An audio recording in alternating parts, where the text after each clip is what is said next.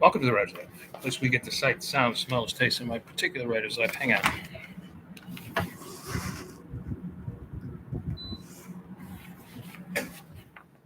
I don't want you to have to compete with the air conditioner.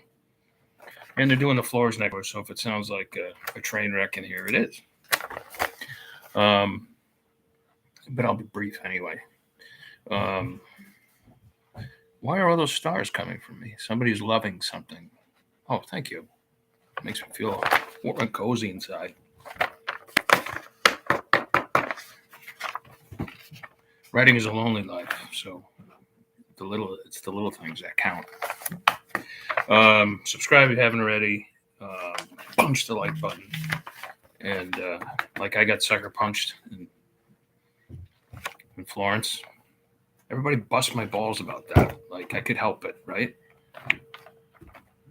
Anyway, I'm never going to let that down. Or let that go, I should say. I know who you are. I'm going to find you. Anyway, no, actually, I don't know who you are. Wish I did.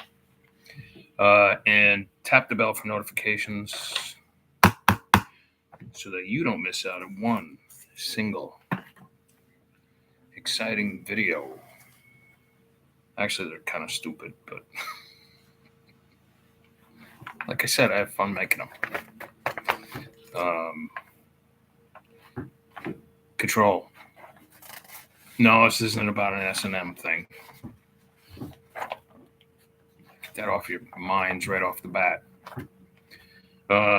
It's about what you have control over. You know, this is a topic that I always come back to again and again and again. And I always go back to the old days where, I mean, I have about 50 traditionally published books, agented traditionally published books, about 50.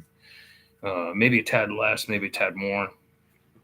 I've done ghost writing jobs, things like that, you know, full books. I've done ghost writing proposals. I think I kind of sucked at that, actually. Although I do a lot of ghosting, article ghosting now, and I'm pretty good at it. So that's good. And it's lucrative. So anyway, but back to my point. I go back to the days where, like, you know, you'd write a book, you'd have to like hand it to your editor, or not your editor, you'd have to hand it to your agent and hope your agent liked it. And if he liked it, then, you know, he might suggest changes, or maybe even a writing doctor, or you know, which used to be kind of like an industry. I don't know if it is anymore, really. Like I said before in another video, like even developmental editors, I think that's a dying occupation. Something just happened. Some animal just took a nosedive outside. Like a dog fell off the roof or something. You'd have to see it. Anyway, thanks to AI and stuff like that. But you know, you'd hope he'd be able to sell the book, and I'm not kidding. You'd stay up nights. You would drink too much. You'd ruin relationships. It was, I swear to God, I have PTSD over that whole period of my life.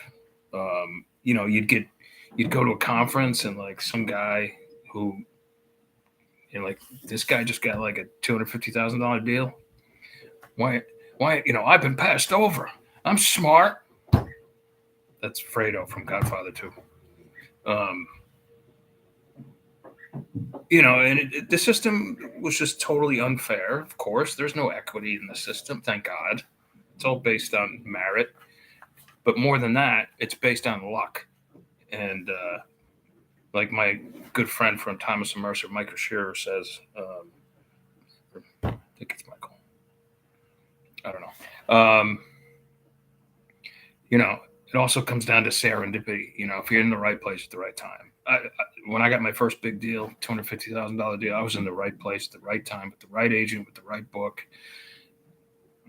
Right around the time they were starting to develop, you know, like prison shows and stuff like that in '99. And I was just in the right place at the right time. And that, you keep at this game long enough, you're going to experience serendipity many times over, and you're going to experience a lot of disappointments, more disappointments than achievements. However, now that you can have your own business and publish what you want whenever you want, all those sleepless nights are gone, completely gone.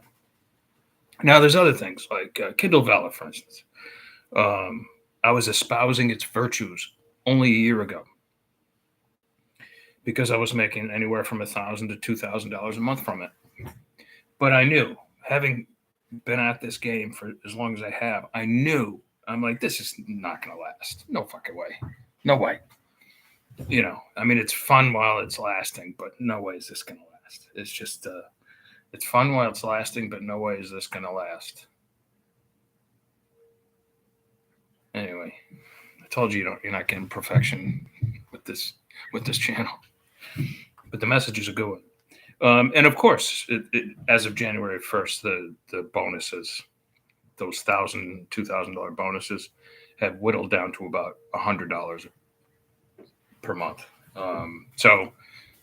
But I still use Kindle Vella as a nice tool. It's a writing tool.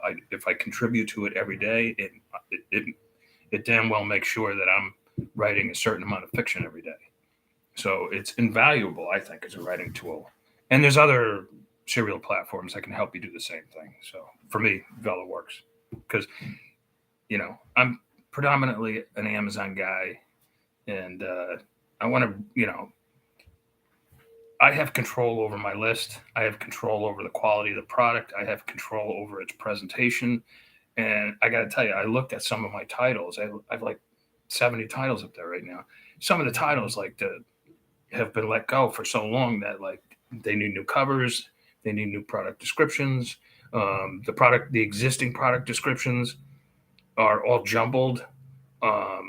They need new tags, not tags. They don't call them tags anymore. They call them,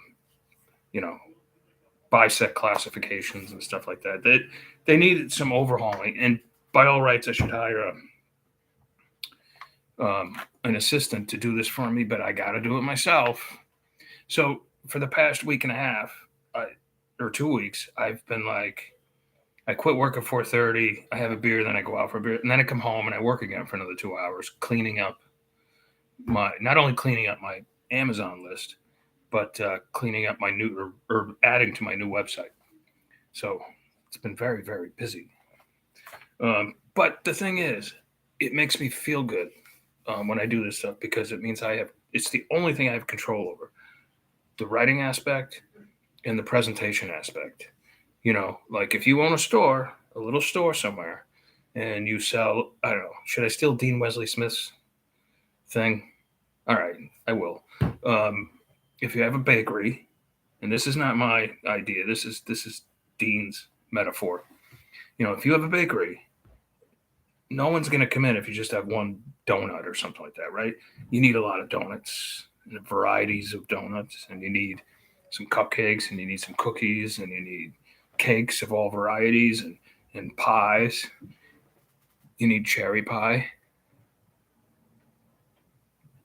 It's my favorite. Okay. You get what I'm saying, right? But all that stuff's got to be maintained. It needs to be fresh. It needs to look good. It needs to smell good. You should have a little plate of free cookies and maybe some free coffee. Maybe even some stools and tables so that people can come in and just chat, or they can bring in their laptop and write the next great opus. I'm going to hang out at Vin's Bakery and writing studio. Maybe I'll start one. Anyway, it's the only thing I have control over is the writing. That's all. And nowadays, you can start your own imprint and have control over that. And I'm having a blast at it. I really am. I'm having a freaking blast. I know I'm pissing off some publishers, but I love you anyway. Thank you for helping me out when you did. Certainly, I'm pissing off agents and maybe even some bookstores, but you got to do what you got to do to make a living in this business. And that's the only thing you have control over, the writing and the presentation. All right, some people are chiming in, and I want to keep this short. Michael John, I appreciate your videos. Very insightful and encouraging. Thank you, Michael. If you're still on, tell me where you're from. Big Philly. If I ever finish a damn novel, I'll indie publish. But for the short stories, I'm still sending to traditional markets first. That's good for you. You know what? I don't do that because I am as impatient a person as you're ever gonna meet. I can remember almost 2 years ago now. I was coming back from one of my adventures, and I was going through De Gaulle, right? And I was sitting in the bulkhead with a couple of guys, a couple of dudes. You know, it was a three seater. You know, on my side, on the port side, it was 3 seats on the bulkhead. And they're like, we're delayed because there's a maintenance issue with the cargo door. It won't shut completely. And I'm like, can't we like just fucking duct tape it and take off? And I was like dead serious. I was like, just, MacGyver it somehow and let's go. Like we're not gonna crash. But naturally you can't. But just as a side note, like Air France was great to us. This one woman, she was an air flight attendant. She was about my age, maybe a little older, and she was hot. They were feeding us beers and like all sorts of drinks and stuff like that. And then we eventually didn't fly, so they got us hotel rooms. And the next morning, I had one of the best breakfasts I've ever had. But anywhere in Paris, you can get a great breakfast, same as Italy. All right, I don't know why I got off on a tangent, but you know me by now. Okay, Michael's from Scotland. Say hi to Scotland for me. That was terrible, wasn't it? That was brutal. I had some great friends from Scotland. Great big country. That's from Monty Python.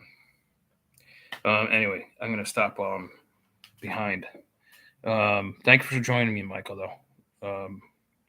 Let's see. What else Big Philly saying? Nice, Michael. My DNA is 17% Scottish. All right. So you guys make friends. All right. All right. That's it. I'm going to go for a quick walk, and then I got more to do. And I can already taste the best one of the day. You think I got an issue? I don't think so. I do not. I know when to stop. You stop after 12. No, just kidding. Mom, if you're listening, don't get worried. Don't get nervous. All right. I'll talk to you guys, God willing, tomorrow, Friday already. Ciao, ciao.